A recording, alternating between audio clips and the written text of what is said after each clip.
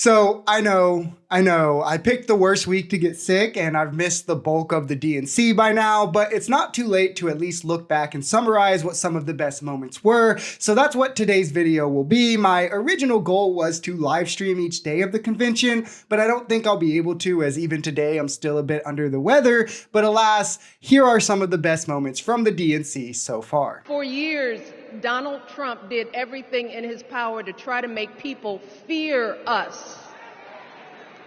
See, his limited, narrow view of the world made him feel threatened by the existence of two hard-working, highly educated, successful people who happen to be black.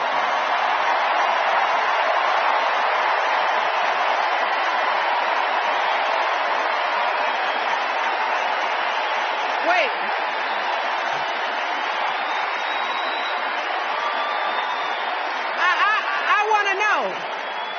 I want to know who's going to tell him that the job he's currently seeking might just be one of those black jobs.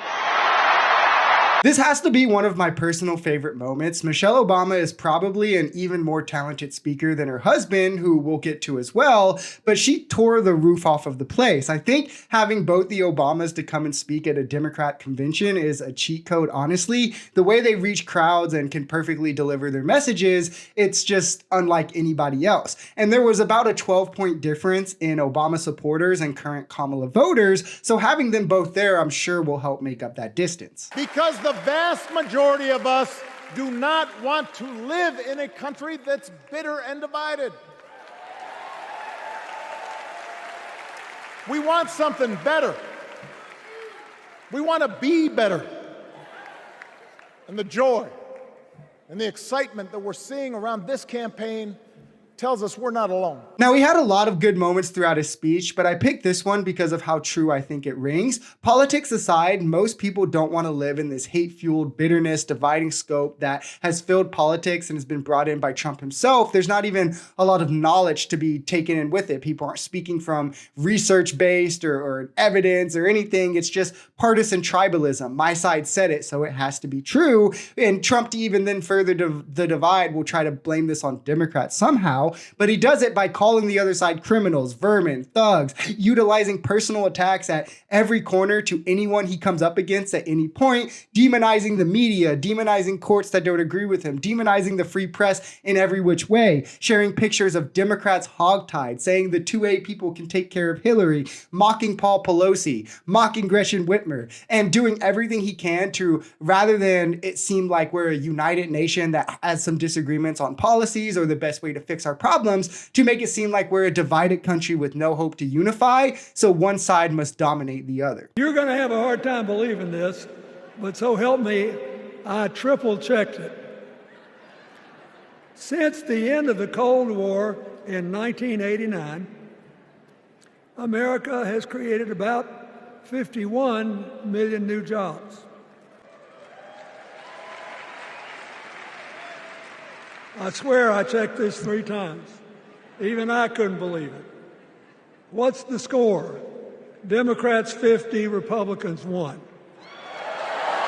And he's absolutely right here. Since 1989, Democrats have created 50.2 million jobs and Republicans have created 1.5 million jobs. The effectiveness in administrations is pretty clear. Who's for the working class is pretty clear, as the cycle has been rather consistent throughout history. Democrats come in, put us in an economically sound place, create tons of jobs, raise the GDP, raise wages. Then a Republican gets in office and uses this high point of economics to try and justify rich guy tax cuts. They ravage the economy with them, likely lose jobs or only create a few. A lot of them send us into recessions, and then a Democrat has to come in and clean up their mess. And we saw this exact cycle with Trump himself. So why would we let him come in and mess it up again when we're just now finishing pulling out of the mess that he created last time? J.D. Vance is one of those guys who thinks if you don't live the life that he has in mind for you, then you don't count. Someone who said that if you don't have kids, you have, quote, no physical commitment to the future of this country. You know, Senator, when I deployed to Afghanistan, I didn't have kids then. Many of the men and women who went outside the wire with me didn't have kids either. But let me tell you, our commitment to the future of this country was pretty damn physical.